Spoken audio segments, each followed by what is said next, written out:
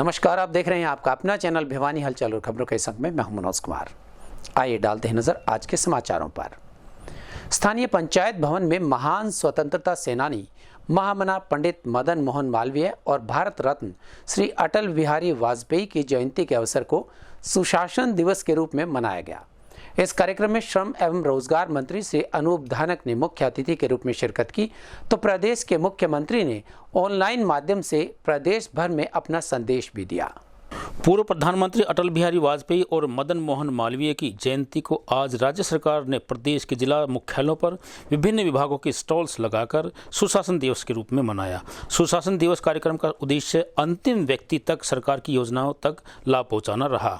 सुशासन दिवस के मौके पर प्रधानमंत्री नरेंद्र मोदी की प्रेरणा से वर्ष 2047 तक देश व प्रदेश को प्रशासनिक स्तर पर सुदृढ़ एवं एक आदर्श राष्ट्र बनाने का लक्ष्य तय किया गया। इसी के तहत भिवानी के पंचायत भवन में श्रम एवं रोजगार मंत्री अनूप धानक ने भिवानी में लगाई गई विभिन्न विभागों के स्टॉल्स का निरीक्षण किया तथा जनता को सरकार द्वारा दी जाने वाली सुविधाओं का जायजा लिया।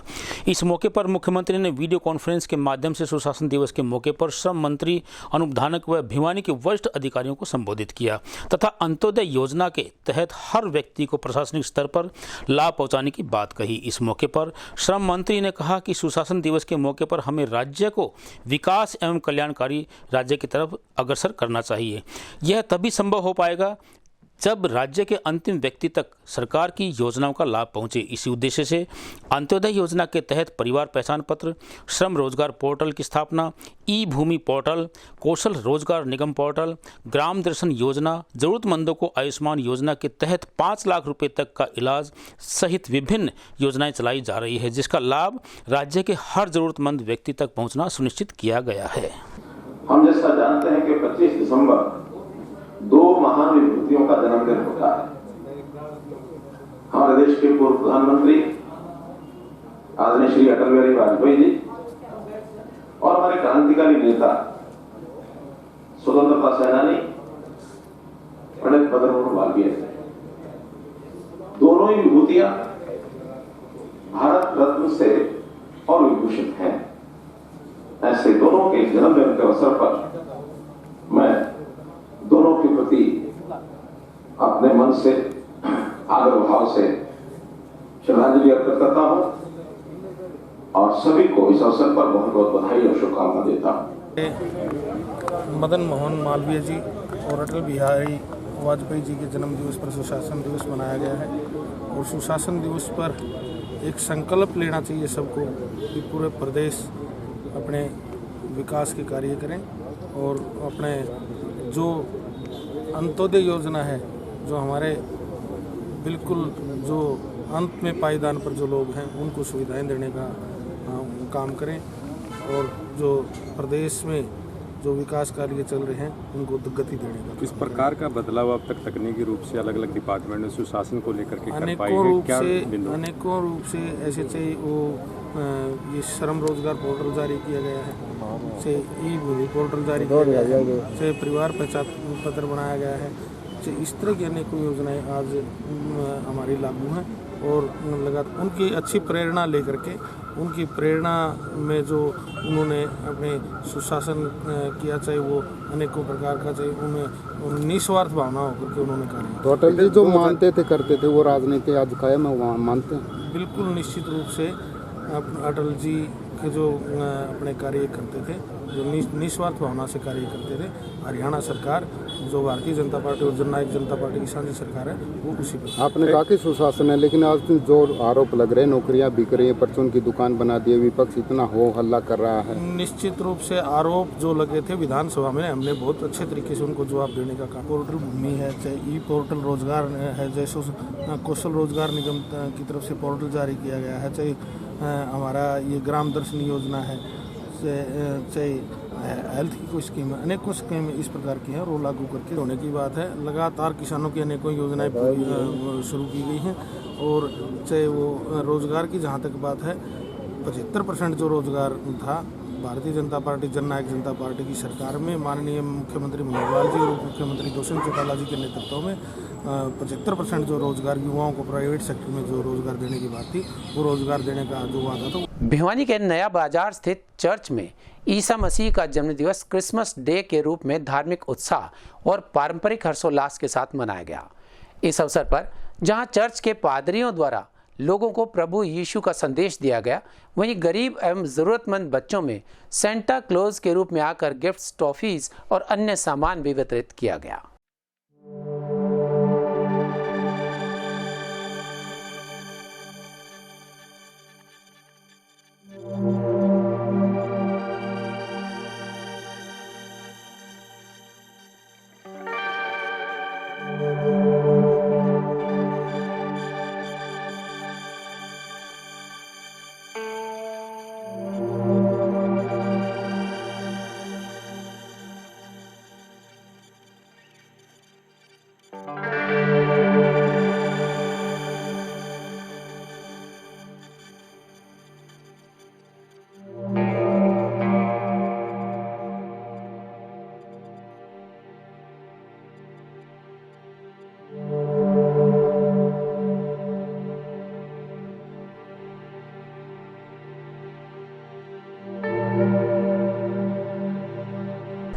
भिवानी के नया बाजार स्थित चर्च में क्रिसमस डे के अवसर पर प्रार्थना सभा का आयोजन किया गया। इसमें भारी संख्या में आम लोगों ने बढ़ चढ़कर भाग लिया और प्रार्थना की। इसके साथ साथ चर्च में मोमबत्तियां जलाई गई और यहां पर केक भी काटकर उसे वितरित किया गया। चर्च को लाइटिंग के द्वारा और फूलों के द्वारा सजाया गया था। क्रिसमस के दिवस पर भगवान ईसा मसीह के सामने मोमबत्तियां जलाकर लोग उनसे जीवन में प्रकाश की कामना करते हैं। बताते हैं कि ईसा मसीह के सामने अलग अलग रंगों की मोमबत्तियां जलाने से जीवन में खुशियां और सफलता आती है।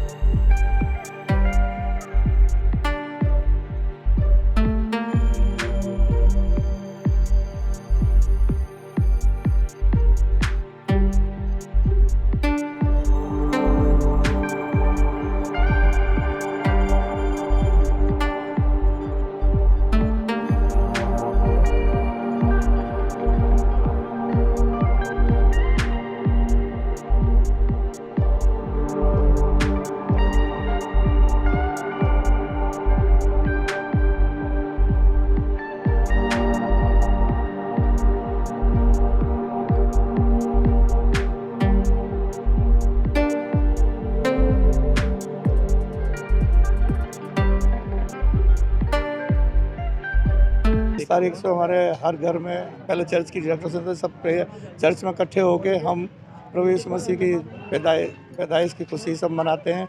और यहाँ पर चर्च से सभी जवान बच्चे या बुजुर्ग जो भी है परिवार से, हर परिवार से एक दो मेंबर इकट्ठे होते हैं। लेडीज़ भी उसमें सब एक दूसरे के साथ प्रेयर करके चर्च से निकलते हैं और एक दूसरे परिवार के साथ हम गाने गाते हैं जो हमारे जीसस क्राइस्ट की पैदाइश के होते हैं। और सब लोग उसमें इकट्ठे होकर घर घर जाते हैं। और फिर हमारे 24 को सुबह 25 तारीख को हमारा चर्च होता है, जो हमारे पास्टर जी जो उस विषय में संदेश देते हैं क्योंकि आज के दिन शांति का राजकुमार पैदा हुआ, इसलिए हम सबको लिए ये सब मनुष्य जाति के लिए संदेश देते हैं। इसलिए हम आज का मेन कार्यक्रम ये हमारा चर्च वर्शिप होती है, क्योंकि वो शांति के राजकुमार थे, पूरी मनुष्य जाति के लिए एक शांति के राजकुमार के रूप में पैदा हुए। और ये शांति पूरे संसार में अमन चैन बना रहे और हमारे देश में, हमारे प्रदेश में ख़ास तौर से हम अपने भिवानी शहर के लिए शांति बनाए रखने के लिए प्रार्थना करते हैं, जो एक शांति का राजकुमार और एक दूसरे से प्यार कर सके। क्रिसमस में तरह तरह की प्रिपरेशंस होती हैं, चर्च डेकोरेशन हुआ है और अभी हमारी सर्विस हुई है, उसमें कैरल सिंगिंग हुई है और इंडिविजुअली सिंगिंग हुई है।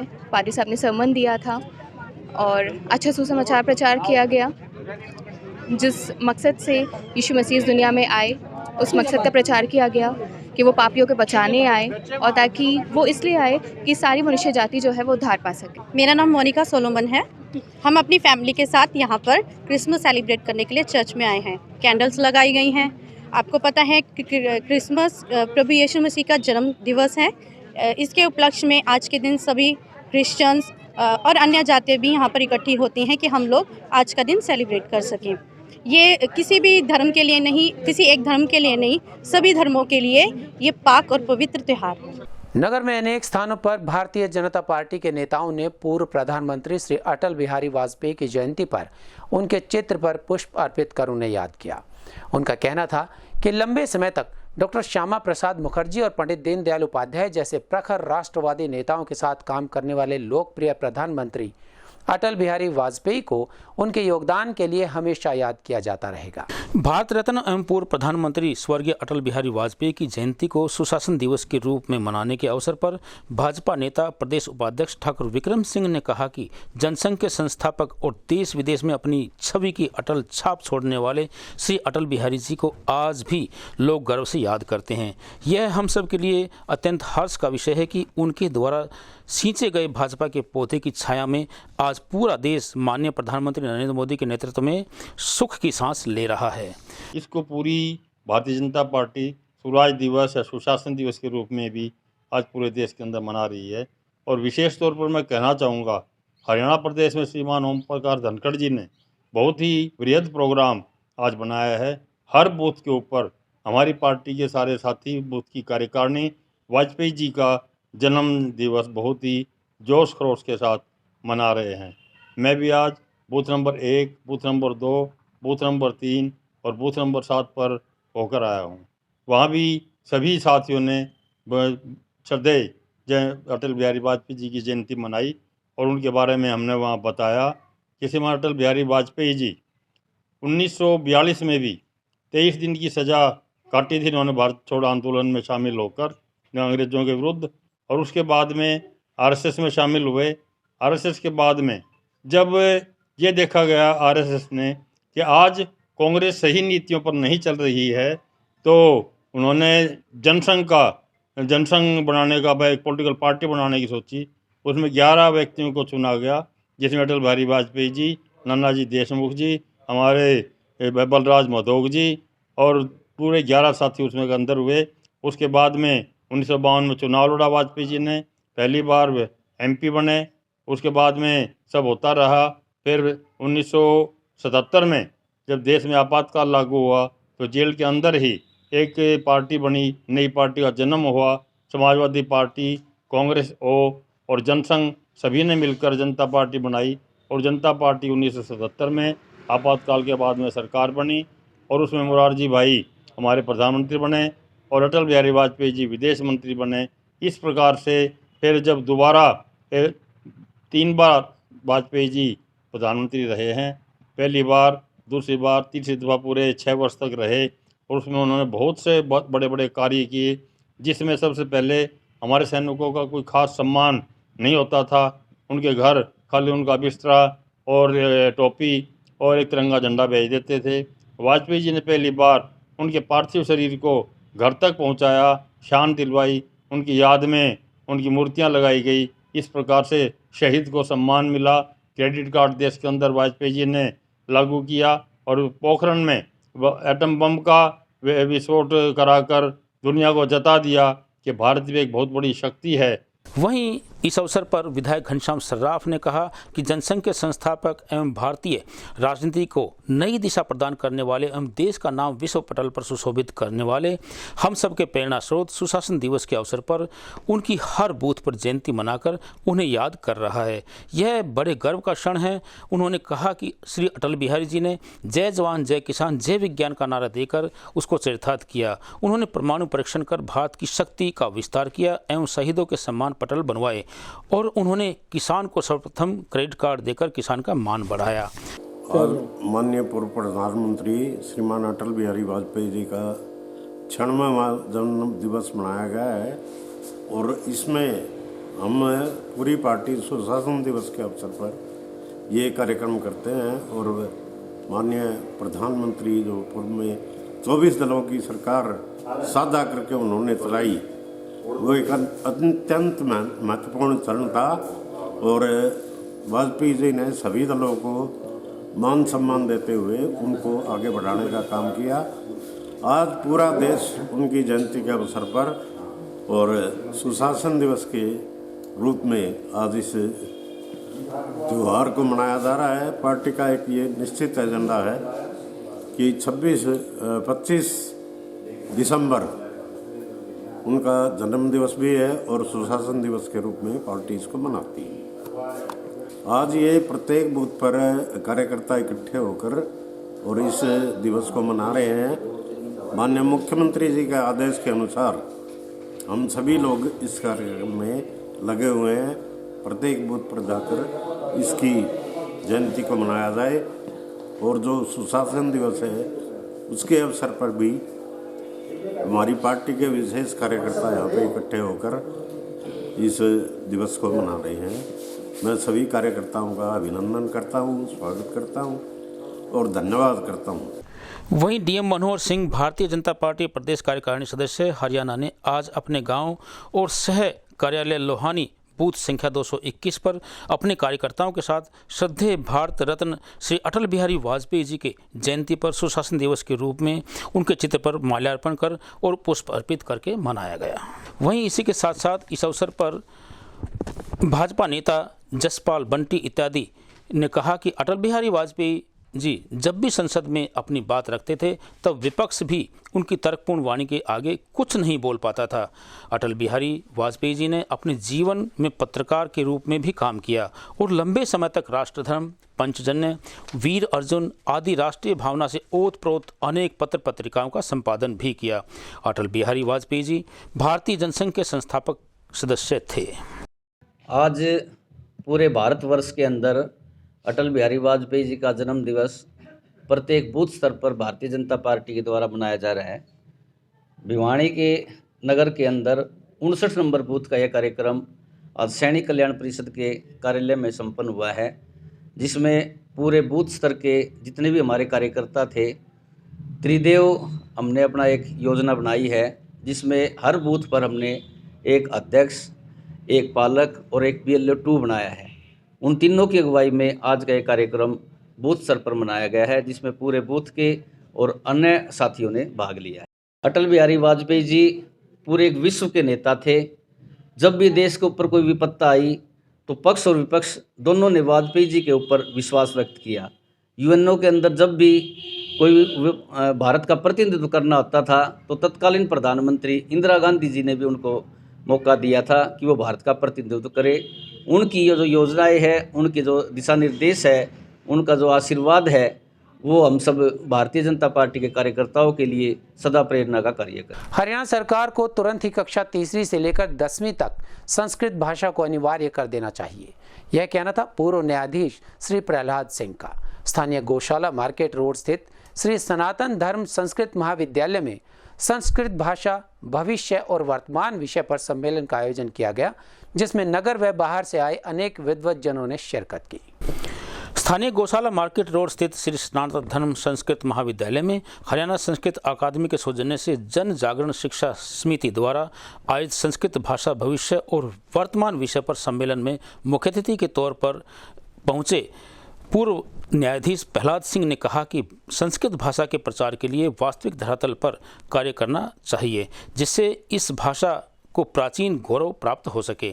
समारोह के विशिष्ट अतिथि श्री सनातन धर्म संस्कृत महाविद्यालय के प्राचार्य डॉक्टर विनय मिश्र ने कहा कि उत्तराखंड की तरह हरियाणा में भी संस्कृत भाषा को द्वितीय भाषा का दर्जा दिया जाना चाहिए। इस भाषा में अन्य किसी भी भाषा से रोजगार के क्षेत्र में कमी नहीं है, फिर भी संस्कृत भाषा को उपेक्षित समझा जाता है क्योंकि ये इस भाषा के उत्थान में राजकीय प्रयास नहीं हुए हैं। समारोह के मुख्य वक्ता हरियाणा संस्कृत अकादमी के संस्कृत विशेषज्ञ आचार्य मुकेश पांडे ने कहा कि नासा आदि विविध संस्थानों ने अपने शोध में संस्कृत भाषा को कंप्यूटर के लिए सबसे उपयुक्त भाषा के रूप में स्वीकार किया है। हरियाणा साहित्य संस्कृत अकादमी की ओर से पंडित मदन मोहन मालवीय जी और भारत के यशस्वी प्रधानमंत्री अटल बिहारी वाजपेयी जी और अमृत महोत्सव के उपलक्ष्य में संस्कृत के उत्थान के लिए वर्तमान, भविष्य और पुरातन का विवेचन किया जा रहा है। जन जागरण के लिए हम ये कर रहे हैं प्रचार प्रसार, ताकि भारत के अंदर आज प्रधानमंत्री जी ने संस्कृत के उत्थान के लिए 5 राष्ट्रीय केंद्रीय संस्कृत विश्वविद्यालयों की स्थापना की है। 2 दिल्ली के अंदर, और मनोहर लाल जी की सरकार ने एक हरियाणा के अंदर कैथल के अंदर वाल्मीकि संस्कृत विश्वविद्यालय की स्थापना की है।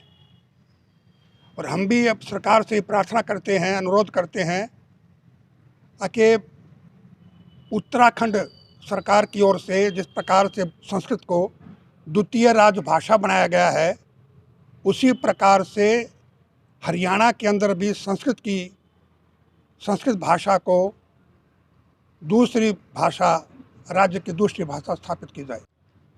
आज हमने इस सम्मेलन के माध्यम से हरियाणा सरकार से मांग की है कि कक्षा 3री से लेकर 10वीं तक संस्कृत भाषा अनिवार्य की जाए। इस विषय में पूरे प्रदेश से ज्ञापन मुख्यमंत्री महोदय को दिए जा चुके हैं और सरकार इस विषय में जो कार्रवाई कर रही है वो काफ़ी धीमी गति से चल रही है। और हम चाहते हैं कि सरकार तुरंत ही इसी सत्र से जो आगामी सत्र आरंभ होगा उसमें इस संस्कृत को अनिवार्य कर दे, ताकि संस्कृत भाषा का प्रचार प्रसार तेजी से हो सके। भाजपा भिवानी पर्यावरण संरक्षण विभाग के प्रमुख अमित कौशिक के नेतृत्व में तुलसी दिवस को श्रद्धा और स्नेह के साथ मनाया गया। इस अवसर पर विभाग के कार्यकर्ताओं द्वारा नगर के विभिन्न वार्ड्स में पहुंचकर घर घर तुलसी के पौधे वितरित किए गए।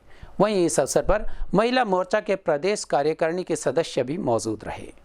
तुलसी दिवस के अवसर पर शनिवार को पर्यावरण विभाग के प्रमुख अमित कौशिक के नेतृत्व में विभाग के कार्यकर्ताओं के द्वारा तुलसी जी का पौधा घर घर वितरित किया गया। भगवान विष्णु को प्रिय व घर में सुख शांति प्रदान करने वाले पौधे के दिवस पर इसके महत्व के बारे में विशेष प्रकाश डाला गया। इस अवसर पर महिला मोर्चा की प्रदेश कार्यकारिणी सदस्य एडवोकेट प्रियंका जयवीर जी, पर्यावरण विभाग सह प्रमुख संदीप शर्मा व जिले से त्रिलोकचंद शर्मा ने कार्यकर्ताओं के साथ उपस्थित होकर लक्ष्मी के भंडार भरने वाली माता तुलसी देवी के सभी धर्मों में महत्व के बारे में प्रकाश डाला। आज हम तुलसा दिवस मना रहे हैं, तुलसा जी का जन्मदिन, जो कि हमारे बच्चे आजकल पश्चिमी सभ्यता की तरफ दौड़ रहे हैं, क्रिसमस मना रहे हैं। उन लोगों को हम शिक्षा देना चाहते हैं कि आप अपने संस्कार में वापस आइए, अपने संस्कारों को समझिए और मनाइए। इसीलिए आज हम घर घर जाकर तुलसा वितरण कर रहे हैं और सभी को ये हम सुझाव दे रहे हैं कि आने वाले समय में अपने बच्चों को यही समझाएं कि तुलसा दिवस मनाएं, ना कि क्रिसमस डे। हमारा क्रिसमस डे हिंदू धर्म में नहीं आता है, हमारे लिए तुलसा जी ही सब कुछ है और तुलसा दिवस ही मनाना चाहिए हमें। इसके तहत आज हम घर घर जाकर तुलसा जी का पौधा वितरण कर रहे हैं और लोगों को जागरूक कर रहे हैं कि अपील हम यही कर रहे हैं कि सारी चीज़ छोड़ के जो पश्चिमी सभ्यता में आप लोग मना रहे हैं उस चीज़ को छोड़ के अपने हिंदू धर्म को, हिंदू सभ्यता को आप लोग मनाएं और अपना आज के दिन 25 दिसंबर को तुलसा दिवस मनाएं। मैं बस इतना ही कहना चाहूँगी, आज तुलसी दिवस है, आज हम तुलसी जी का जन्मदिन मना रहे हैं और घर घर तुलसी वितरण कर रहे हैं, क्योंकि हम ये चाहते हैं कि पश्चिमी सभ्यता में कहीं जो हमारे संस्कार गुम होते जा रहे हैं, बच्चे भूलते जा रहे हैं कि आज क्या है। उनको सिर्फ इतना याद है कि आज जो है मैरी क्रिसमस बोलना है। उन्हें हम ये याद दिलाना चाहते हैं कि हमारी संस्कृति वो तुलसी से जो जुड़ी हुई है, जिसमें तुलसी की बहुत ज़्यादा भूमिका है, तो हम वो याद दिलाना चाहते हैं आज बच्चों को भी बड़ों को भी कि घर घर में तुलसी ज़रूर होनी चाहिए। हमारी संस्कृति को हम याद दिलाने के लिए आज निकले। हम साथ साथ उनको जो है तुलसी जी का जितना भी महत्व है, वो चाहे हम हेल्थ वाइज लगाएं या कल्चर वाइज लगाएं, वो महत्व भी हम साथ साथ लोगों को बता रहे हैं। आज शुक्रवार को मिनी बाईपास क्षेत्र में स्थित जांगड़ा मल्टी स्पेशलिटी अस्पताल में एक निःशुल्क जांच शिविर का आयोजन किया गया। इस कैंप में आने वाले लोगों की शुगर टेस्ट, ब्लड टेस्ट और दांतों इत्यादि की जांच की गई। वहीं इस कैंप में करीबन 160 लोगों की जांच कर उन्हें दवाइयां भी मुफ्त ही वितरित की गई। इस कैंप में मरीजों के दांतों की, खून, शुगर आदि की जांच कर उन्हें सलाह देते हुए डॉक्टर सुभाष जांगड़ा ने कहा कि आज का जीवन बीमारियों से भरा पड़ा है। पर्यावरण प्रदूषण के चलते कई लोगों को स्वास्थ्य संबंधित दिक्कतें हो जाती हैं, तो कईयों को चर्म रोग हो जाता है। ऐसे में हमें घरेलू उपचार न करके चिकित्सक के परामर्श लेना चाहिए। उन्होंने कहा कि इसके अलावा हमें खाना खाने के बाद अपने दांतों को अच्छी तरह से साफ करना चाहिए। सर्दी के मौसम में हमें हल्का गुनगुना पानी का प्रयोग करना चाहिए। इस कैंप का उद्घाटन करते हुए जीएम मनोज मनोज कुमार ने कहा कि जांगड़ा मल्टी स्पेशलिटी हॉस्पिटल अत्याधुनिक सुविधाओं से सुसज्जित है। उन्होंने कहा कि सभी चिकित्सकों को भरोसा दिलाया कि वे इस प्रकार के सामाजिक कार्यों के लिए वे हमेशा तैयार रहते हैं। जिला विधिक सेवा प्राधिकरण के हॉल में शुक्रवार को एक विशेष बैठक का आयोजन किया गया। इस बैठक में पैनल अधिवक्ताओं, पीएलवी और सक्षम युवाओं के साथ पूरे माह में किए गए कार्यों की समीक्षा जिला विधिक सेवा प्राधिकरण के सचिव एवं मुख्य न्यायिक दंडाधिकारी हिमांशु सिंह ने की और उन्हें आवश्यक दिशा निर्देश भी दिए। इस अवसर पर सीजीएम हिमांशु सिंह ने कहा कि 11 दिसंबर को हुई राष्ट्रीय लोक अदालत में सराहनीय भूमिका निभाई गई। इसके लिए सभी पैनल अधिवक्ता, विधिक स्वयं सेवकों एवं सक्षम युवा बधाई के पात्र हैं। उन्होंने कहा कि आगामी राष्ट्रीय लोक अदालत की सराहनीय भूमिका की रूपरेखा पर काम किया जाए, इसमें अधिक से अधिक केसों का निपटारा किया जाए। जिला विधिक सेवा प्राधिकरण से जुड़े विभिन्न विषयों पर कार्यशाला का आयोजन किया गया। साथ ही उन्होंने कहा कि जनवरी से प्रत्येक शुक्रवार को प्री लोक अदालत का आयोजन किया जाएगा। इस कार्यशाला में पैनल अधिवक्ता, विधिक स्वयं सेवकों व सक्षम युवा से फील्ड में आ रही समस्याओं के बारे में विस्तार से जानकारी ली और उन्होंने मध्यस्थता में होने वाले अधिक से अधिक विवादों को सुलझाने के बारे में विस्तार से जानकारी दी। आपने पैनल अधिवक्ताओं, पीएलवी, सक्षम युवा एवं अन्य लीगल एड से जुड़े साथियों की एक मीटिंग का आयोजन किया। इसमें सभी पैनल अधिवक्ताओं, पीएलवी, सक्षम युवाओं को बताया गया कि आगामी 12 मार्च सन 2022 को भिवानी में नेशनल लोक अदालत का पुनः आयोजन किया जा रहा है। इसमें लोगों से, पैनल अधिवक्ताओं को बताया गया कि वो लोगों को जागरूक करें कि अपने केसेस का वो भाईचारे के माध्यम से आपसी समझौता कर सकते हैं लोक अदालत के माध्यम से, जिसके फैसले की ना तो कोई अपील होती है ना कोई दलील होती है और ये फैसला आपसी भाईचारे से मतलब सेटल कोर्ट करा देती है। और इन लोक अदालत में हम बैंकिंग संबंधी मामले और पारिवारिक मामले, ज़मीन के दीवानी केसेस, छोटे मोटे क्रिमिनल अपराध जो जिनमें कंपाउंडिंग हो सकती है वो सब टेकअप कर सकते हैं। और लोगों से ये हमने आपके माध्यम से आह्वान करते हैं कि वो ज़्यादा से ज़्यादा इस लोक अदालत का आयोजन का फ़ायदा उठाएं और अपने केसेस को आपसी भाईचारे में समझौता करें, आपसी भाईचारे से।